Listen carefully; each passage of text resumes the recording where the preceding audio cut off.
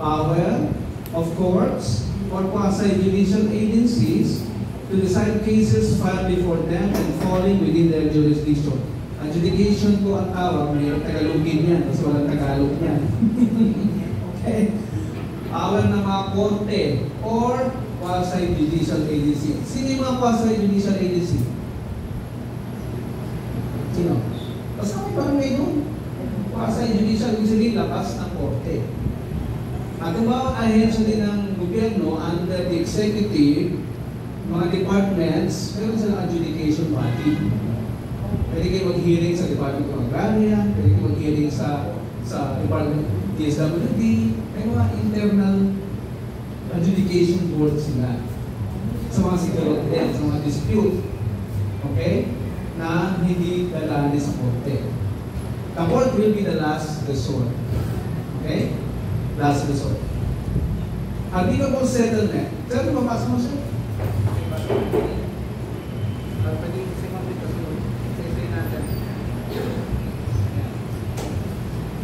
Amicable settlement is an agreement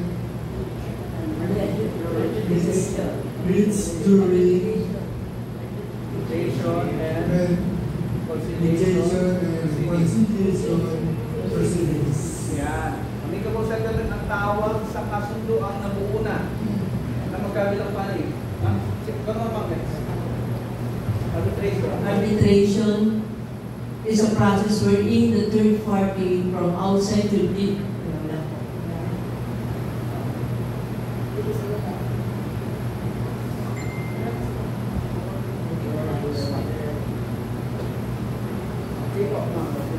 Arbitration is a process wherein the third party from outside the judicial system is chosen by parties to hear and decide on their dispute. Proseso daw na third party ang pinipili na magkabilang panig para mag-desisyon para sa kanila. Okay? Iba ang meaning ng mediator sa arbitrator, ha? Ang mediation, wala karapatan ng desisyon para sa parties. Arbitrator, meron. Hindi po. Okay. Arbitration award. Next. Arbitration award is the decision reached by either the lupon, chairperson, or panggat, as the case may be, upon prior agreement in writing by the parties, a dispute for the adjudicator to resolve it. Pwede ko Tagalogin, ma'am? Sige, ma'am. Kayo lang. Yung decision ng lupon or panggat may be yung agreement nila ng both parties may be resolved. Huwag kalimutan nito, upon prior agreement. Kapag pumayag yung dalawa, pumayag sila na merong arbitrator na magdidesisyon para sa kanila. Okay? Pangatlo, attachment. Sunod po, attachment. Attachment is a provisional remedy in the form of the order issued by a judge before the case is pending, by which the property is taken into legal custody as security for satisfaction of the judgment obtained by the prevailing party, either at the commencement of the action or any time after the filing of the case before the final judgment. Ano po yung attachment daw, ma'am? It's provisional remedy. Provisional remedy, the form of order. Order issued by a judge. Order issued by a judge kung saan nakapahintinding yung kaso by which yung property ay pwede kunin na security sa pagmayad sa kanyang kita. Okay? Alam niyo ba sa pagbukasan namin ng katanong ng barangay ito, nakita rin namin si Chairman Barangay ng Pangkila. Ano ba yun? Hindi siya mag-i-share eh. Si Chairman? Oo. May rights siya. Ano hindi ka tanong ng barangay ko? Oo, yung utang, hindi na bayaran. Or kung may judgment judgment na tapos ayaw magbayad, pwede siyang sharing. Oo. Galing din sa barangay. Diba? Pero may period sa mga pag-usapan natin. Oh, next. Complainant means plaintiff. Yung naghahabla, nagreklamo. Or naghahabla, nagreklamo. Pareho lang ba? Wala lang ba? Complaint means, yung microphone po. Si Mama. Complaint is a concise statement of ultimate facts constituting the plaintiff's cause and causes of action. Yan, complaint ng tao daw, ma'am, ano? Na naglalaman ng kanyang mga dahilan bakit siya naghahabla. Opo. At dapat, siyempre, nakasunod sa batas. Kaya na-violate ng batas po itong tao ito. Kailangan maintindihan nyo rin. Yung hugot niya, bakit? Kasi pwede hindi niya alam yung batas, pero ilalagay lang niya na naagrabyado siya. Diba? Hindi niya mailagay yung article number o section number. So, sinasabi lang yun, naagrabyado siya. Okay? Importante din na alam nyo kung saan nagagaling yung sinasabi niya na agrabyado or rights na na-violate. Okay po? Next. Conciliation. Conciliation is the process wherein the banker, from whose the power to decide on recommended, but assist the party to resolve issue and option to reach a second mean by constitute the joints at 5 minutes. Kaya nyo explain, ma? Sino yung first time na ulit ng salita? I-explain natin conciliation. Ayon sa definition. Alala nyo? Proseso kung saan yung pangkat ay inaalis for those. Tama? Inaalis nila yung power nila to decide or recommend. Sabihin na wala yung karapatan nila mag-decide or mag-recommend. Pero, assist the parties to isolate issues. Tanggalin na natin yung mga issue nyo. Ayos na natin itong problema mismo. Yeah? Siyempre yung issue na yan, ang haba niya. Wala ka tapusan niya, paatras na paatras niya. Kasi yung pamangkin ko ganito eh. Kaya nag-aaral doon, tapos ganito. Pagka pakinggan nyo, sasakit ang ulo nyo. Wala lang yung usapan. Okay? To reach a settlement by consensus that jointly satisfies their needs. So yun ang objective ng conciliation. Jointly satisfies their needs. Kailangan pareho masaya. Palabas ng kwarto. Okay? Opo, next. Ayan. Delivery of personal property. Come on. Delivery of personal property, like levy, is provisional remedy by which a judge before whom an action is pending for the recovery of personal property issues an order for the delivery of such property to the movement or the party filing the petition upon filing of a bond to guarantee its return or to answer for the damages. Yan. Kaya na-explain mo? Ayun sa understanding mo. Sige lang.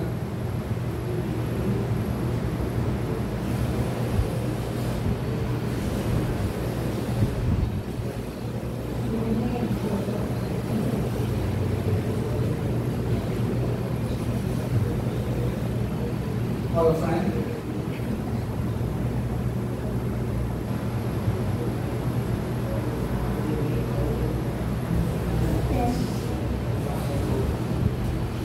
Ako naman.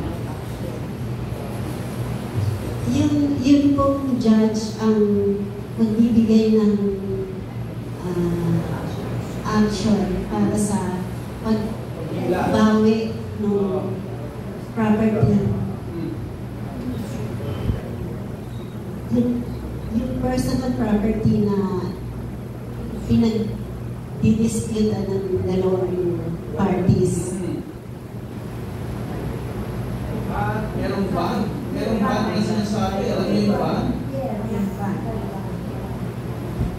Mag-apply ka ng ban para pagsagot kung mali yung mga hinila mo. Opo. O hinilang ari-arian. naman yung sasagot sa damages. Okay? Halimbawa, may hinihila ka sa sakyan, ibang sasakyan pa rin nahihila mo, ginagamit ng pamilya yun, masagutin mo yung damages mo, nakakabahala sila. Sir, kung halimbawa po, merong yung yung barangay tanod, tinawag po sila. Kasi meron daw mga properties doon na kukunin na nung may-ari. Ngayon, gusto nung other parties na ililista yung mga gamit na kukunin. Yes. Tapos po, kung halimbawa po nakuha na at sinabi nung may-ari na kulang, ang mananagot po yun? Walang court proceedings yan. Gusto lang niya kunin. Dati niya tinitirahan. Dati siya nakatira doon. May iwan yung gamit. Siya lang nakakalam kung ilan yung natin eh. Diba? Ano malay ng owner na kasama yun sa gamit niya? Pwede mag-prove witness, dokumento, na nandun yung diba? Refrigerator. Nandun yan before. O nalilibre pa yan doon sa loob ng bahay mo. Ebidensya. Ebidensya. Oo. Submit siya ng ebidensya. Okay? So, replevin, ito ay court terminology na ito talaga. Oo.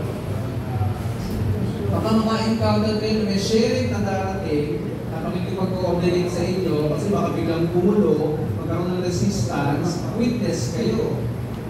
Kung sa gagawin peaceful negotiation. Oo. Peaceful na pag-ihila ng kanyang kariyarihan. At mamaya makapagkalaman din natin ano yung mga hindi dapat hilahin at ano yung hindi. Para alam mo rin. Diba? Kasi meron lumalakas sa kanilang power. Sherry, bawal yan. Sherry, pinatinilaw mo yan, bawal yan.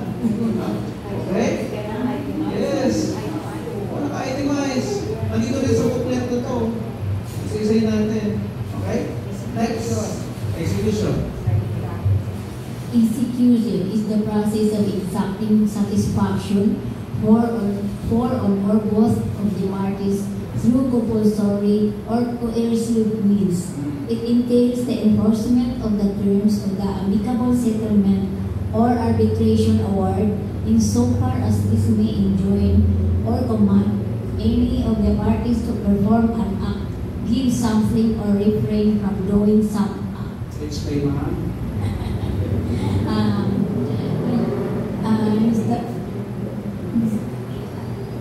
Proseso daw. Ang proseso po yung mahigpit. Tapos, mapilit din po yung both parties. Oo, ginayon ang word na ito Through compulsory or coercive. Means, persahan. Persahan po. Oo. Alam niyo ba kung may karapatan din yung nagpapakupa na ipanlock yung premises kung hindi ka nakakabayan? Pag may court order na siya. Pag wala, bawal pa. Kasi kailangan niya naman sa due process. Patanong ba ito sa yung due process? Maintindihan po? Execution, pwersahan, paghila ng ari-arian. Alala ko nung minsan meron kaming in-execute na decision sa law office. Restaurant. Yung sheriff, gusto alas 12, iserve yung notice of execution para ipadlock yung lugar. Tanghalian na pa. Gusto ko yung palang kumakain yung mga tao. Nagwala yung respondent. Yung respondent, yung hinahamla. Nagwala.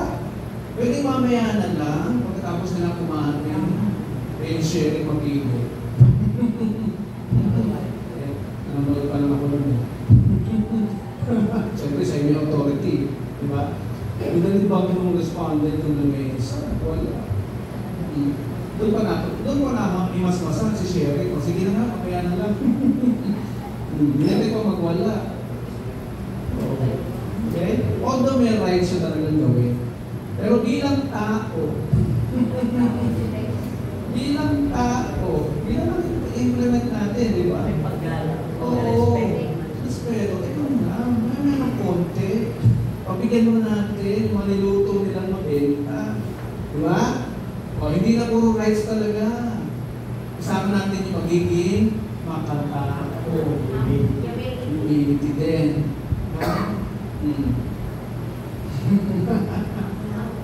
Hindi kaya yun yung nampal ng sharing.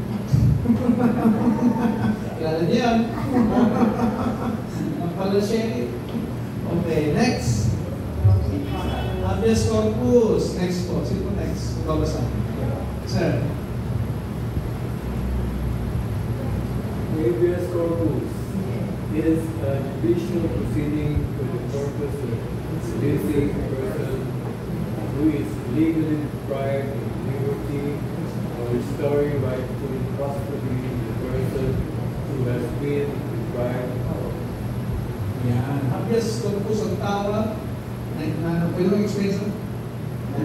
Kaya nyo explain? Okay na sir. Sige, okay lang po. Ito ay legal process na kapag nawawala ang isang tao or kinulong, ay pwede mong i-request sa hukuman na ilabas siya.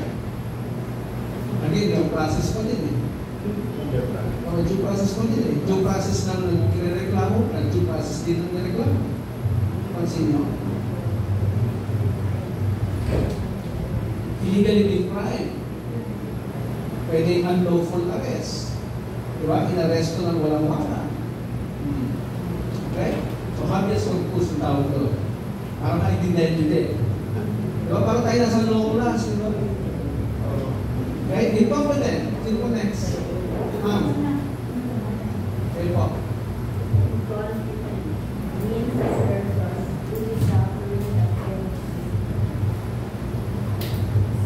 Incompetent means a person who is suffering the penalty of civil interdiction or who is hospitalized, leper, prodigal, deaf, and dumb, who is unable to communicate, one who is of unsound mind, even though he has a lucid intervals, and a person not being unsound mind, but by reason of age, disease, weak mind, and other similar causes, cannot without outside aid take care of himself and manage his property, becoming thereby an easy prey for deceit and exploitation. Medyo mahaba, explain mo na lang. Okay. Di ba, ang pagkakaintindi natin sa usual competent, di ba wala sa kakayahan na gawin ng isang bagay, or hindi ka competent na doktor, hindi ka competent na kapitero, ito na yung pagkakaintindi natin. Sa legal, iba yung interpretation ng competent. Kung wala sa kanya sarili, hindi niya kaya pagkakul sa sarili niya, o may sakit siya. Kapag narinig mo yan sa korte, sinabi sa judge, Your Honor, the plaintiff is incompetent to testify. Pwedeng may sakit siya, or nagilayan, or hindi maayos yung kaisipan, lagi malilimutin, yun, incompetent ang tawag sa legal process. Okay? Kasi yung PW, yan, kasama ko yan. So, competent siya. Okay? Hindi siya pwedeng maging testigo po, sir, ma'am. Dahil siya po ay merong kahinaan. May kapansanan. Ibig sabihin, pag overall, ang hiningi mong meaning, siya po ay hindi normal. Para pakinggan ng barangay o korte. Okay po? Next natin, jurisdiction. Jurisdiction is an authority to hear and decide a case and given by law and cannot be agreed by the parties. Jurisdiction is vested on the court and cannot be agreed by the parties who are on a dispute. Yeah. Jurisdiction ang tawag kung sakop ba siya ng authority mo. Okay, halimbawa, yung judge sa Makati, hindi siya pwede mag-hear ng kaso ng mga taga-ibang lugar. Makati lang. Okay? Ganun din sa barangay. May limitations din. Pero kung isa yung party, taga-Palanan, at saka ibang barangay yung isa, malalaman natin mamaya. Ano yung rule doon? Okay? Nandiyan po. Next. Tanong nga mga barangay. Mga barangay. Katarungan ng mga barangay. Assistance of justice administered by the barangay level on the purpose of the evacuee or receiving disposed in truth, mediation, constitution, obligation among the family or barangay without reserving the outcome. Ayun. Pwede mo explain, sir? Hindi mo siya. Hindi lang, okay. Nakita yung gano'ng kahalagay yung inyong trabaho? Diba? Sa inyo nagsisimula, bago mapunta sa judge, kaya sa inyo pa lang dapat itapos na. No? Kasi kung napunta sa mesa ni judge yun, ano ginawa ng barangay dito? Hahanapin niya yun. Oo, babasahin niya yun. Ano nangyari dito? Okay? Kaya pwede rin kayo matawag pag merong failure. Okay? Merong failure. Ba't di mo naisip to? Ako question ka. Kaya kailangan yung pag-aralan ng buti sama-sama. Kaya napakahalaga ng training na to. Maraming principles na alam. Okay po? Next. Doon po, taga-mamayapa. O, yan na. Sino next po?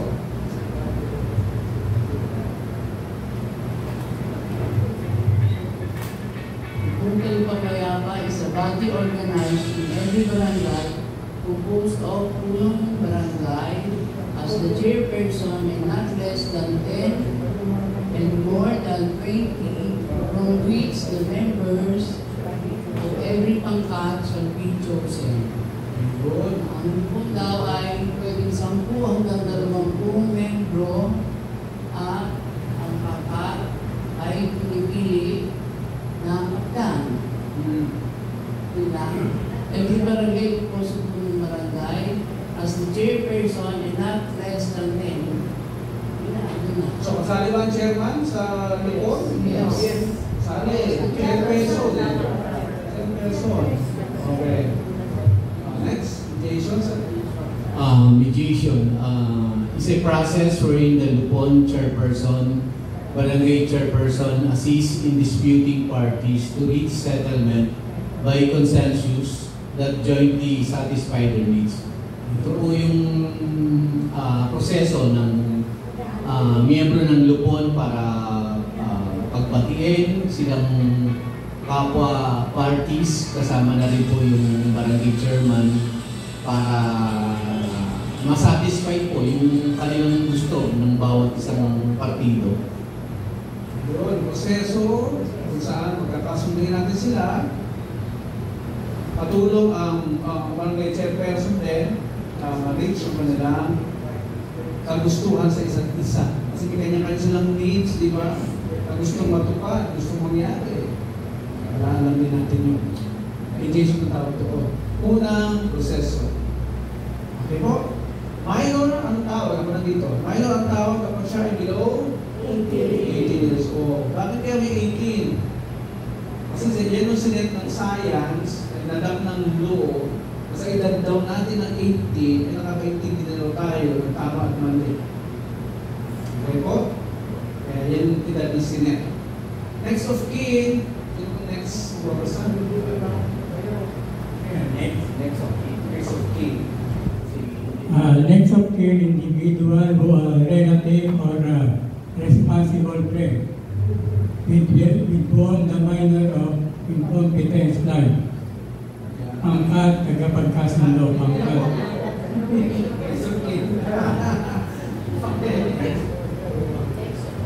Next of kin ang tawag doon sa susunod na pwedeng maasahan tumulong sa nagre-reklamo o sa nire-reklamo.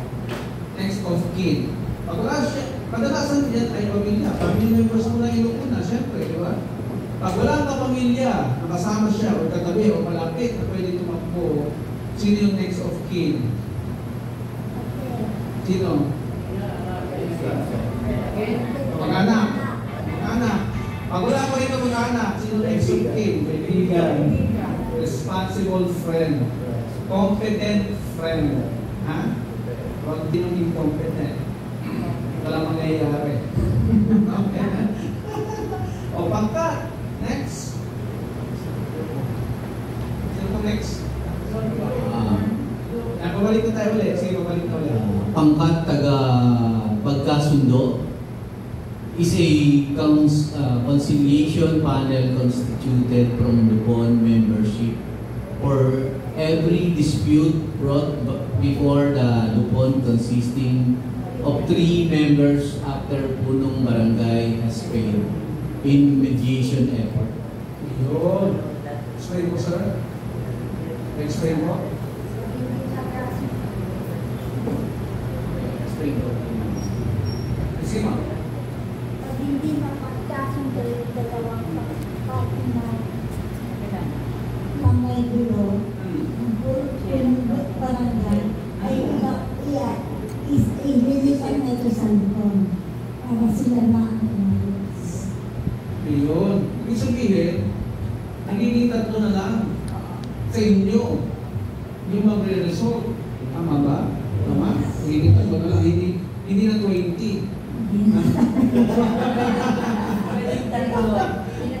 Pwede na tatlo. Diba? Nangyari naman na lahat kayo nandun? No. 20? Hindi naman. Apat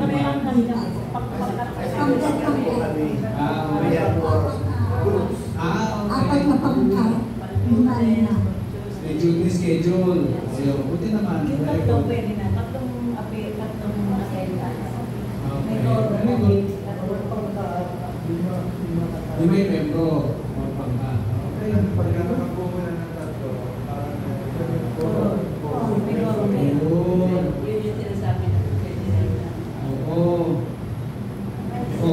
kasi nga dalawa ang umuo, hindi ko nalo. Kailangan even numbers eh, di ba?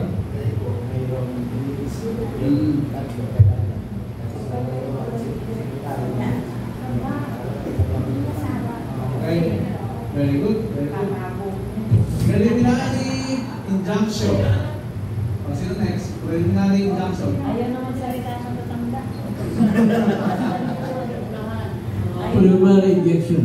As a provisional remedy by the form on an order issued by a judge before who the case is pending at any stage before the final judgment requirement a person to refrain from a particular act.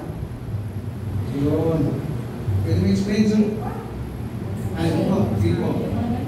Court order din ito, galing sa korte, no? Court order, kung saan pinipigilan ka na gumalaw sa isang particular na bagay or kumilos sa isang nirereklamo sa iyo. Preliminary injunction ang tawag doon. Okay? Habang hindi pa na-reach ang desisyon. Okay? Kapag din galing yun sa konstitusyon. Powers ng judge. Para i-stop ka, pigilin ka into something na ginagawa mo na nakakatapak sa karapatan ng iba. Okay po? Next.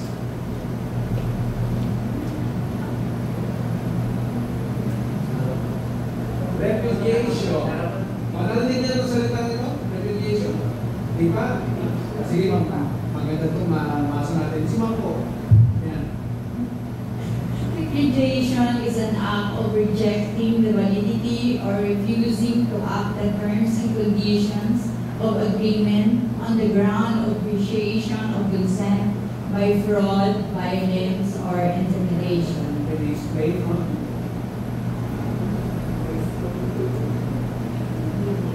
Repudiate, yung parang nire-reject mo isang bagay or refuse mo yung conditions sa isang agreement dahil nag-vitiate siya na meron siyang fraud, meron siyang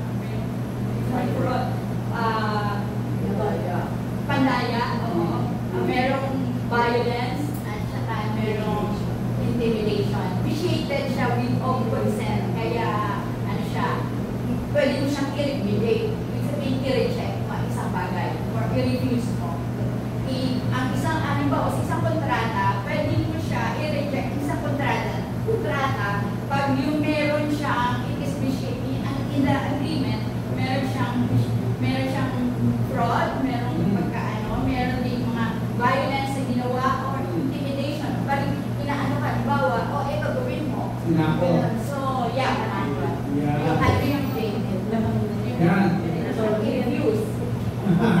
Pagbabawi sa napagkasunduan na. Dahil pagkatapos niya pumirma, pumayag sa agreement, natuklasan niya, meron pang panloloko na ginawa sa kanya. So, sa ibang tawag, retraction. Nire-retract yung kanyang sinabi. Binabawi. Pero wala makita itong tatlong to. O isa dito na ginagawa yung pirma niya dahil meron pananakot sa kanya. Okay, or pagkatapos makipagkasundo siya, ginawa siya ng violence. Sinaktan siya ulit. Okay na tayo Okay? Or tinakot siya pagkatapos niyang pumirma. Okay? Yung bang nagkasundo na, ito na nagpirmahan na, ito ka sa akin, hindi mo binayan ang utang mo. Di ba? Okay na na magkita na kayo humihirit mo, ikilagigil pa. Okay? So pwede niya bawiin yung kanya pagpirma. Repudiation ang tawag ko. Respondent, o yan yung nirereklamo, hinahabla. Pwede rin akusado. Okay? Statute of limitations, sino pong next na babasa? Statute of limitation is the law which bars or does not allow the institution filing an action or case against another after the expiration of the period prescribed for such actions or offense.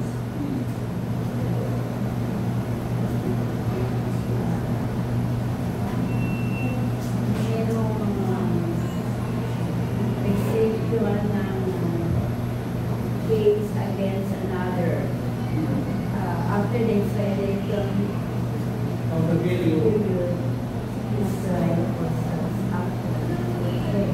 Offense.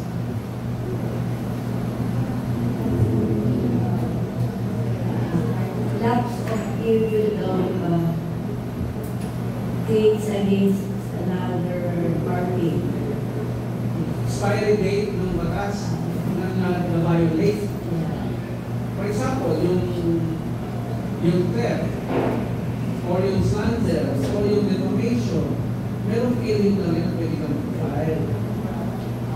Okay? Hindi pwede after 10 years siya ka mo inaabla. Or after 5 years. Okay? Prescription. Prescribe. Okay? Alam niyo kung ano lang yung batas na hindi nag-prescribe? Yung walang limitation? Annulment of marriage. Kahit ilang taon ka na dito, pwede ka mag-file. Okay? So, walang prescription yung annulment of marriage. Kasi dati meron yan, hanggang 5 years lang.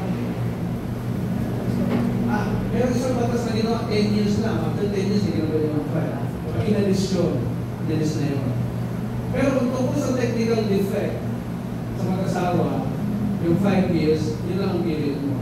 Halimbawa, sasabihin mo, nagpakasal po ako nung ako yung 16 years old, dinaya ng edad dyan.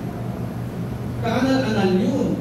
Voidable siya. Kaya lang, sasabihin ng korte sa'yo, 10 taon na, may kumulong ako sa korte para kaanal. Hanggang 5 years ko sa pwedeng gawin.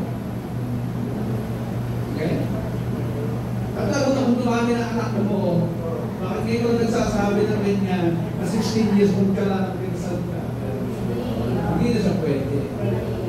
Okay? Next. Support and identity test. Sino na po next? Babasa.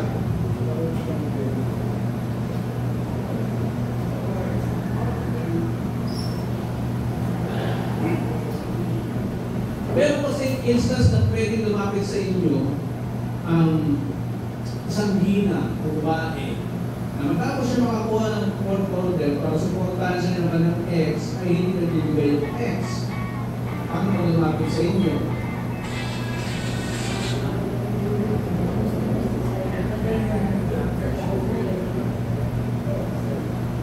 Meron naman ganun lumapit sa inyo? May hingi ng suporta galing sa court order, hindi siya binibigyan. Wala ba? Baka meron. Hindi ito sa sinabi ng court order. Imbes na magbayad siya ulit ng buwan, mag-report lang sa judge, nalapit sa inyo. Kasi gastos uli yun eh. Parang lang sabihin na sa judge na hindi siya binibigyan ng suporta eh. Pwede sa inyo lumapit. Okay? Yes. And then delete ka.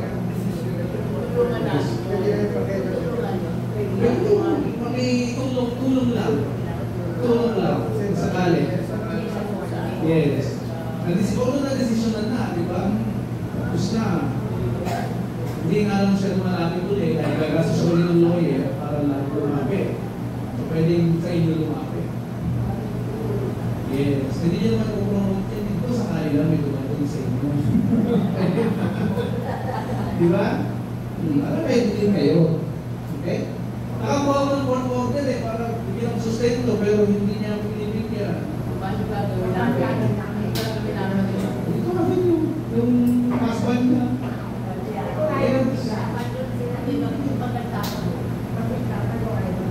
Ilapit niya sa pao. Kung na siya nalapit, wala na siyang paggastos eh. Sa lawyer eh. Pao na lang, refer na sa pao. Lagay mo ng relate ka rin, bigyan ng recommendation or endorsement. Endorsement ko rin. Okay ba? Pag lumapit ko sa amin sa barangay, hindi ko i-cover itong husband, hindi ko itulungan. Pag-big attorney. Okay po?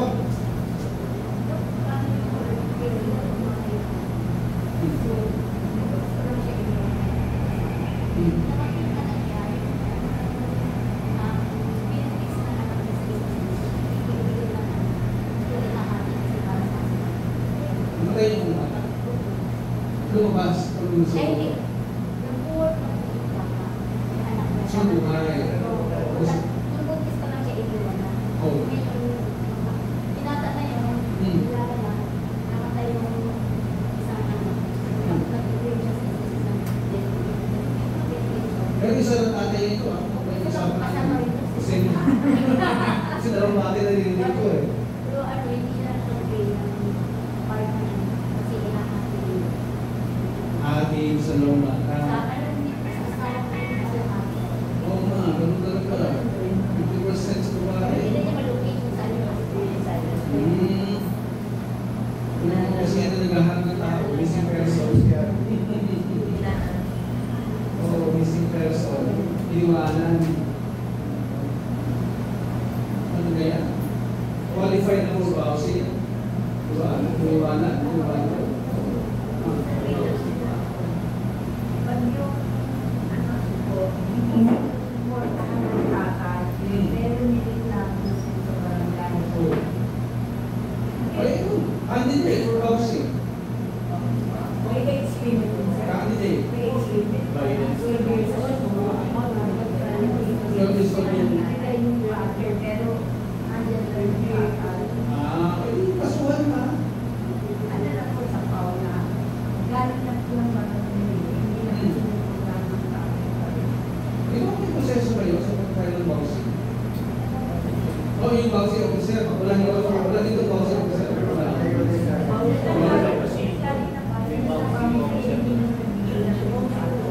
Aso nagbarangay muna.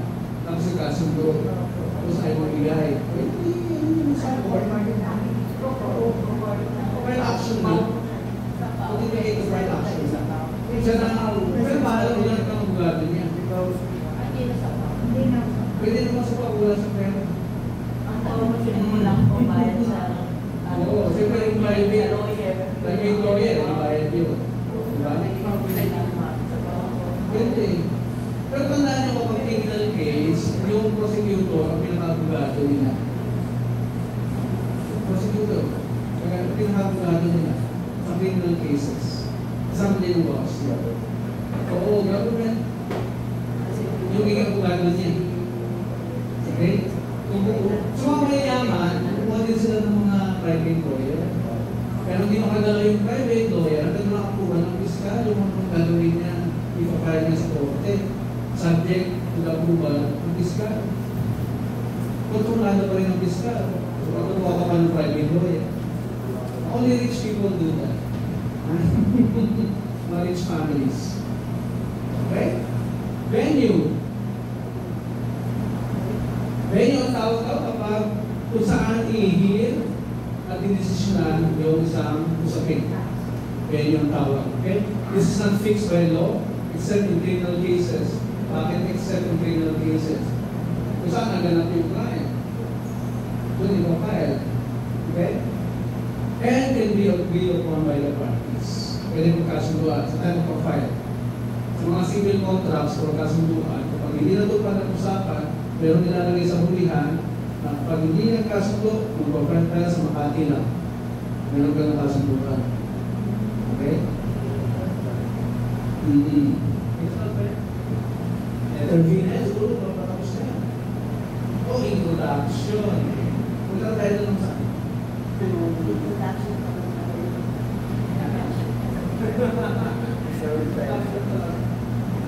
So any questions so far?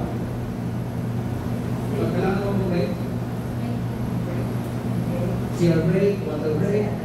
Break is here. 5 minutes, ha? 5 minutes. Ayan.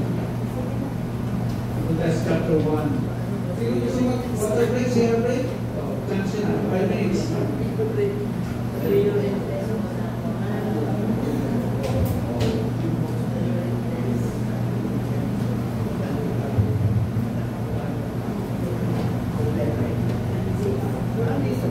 you.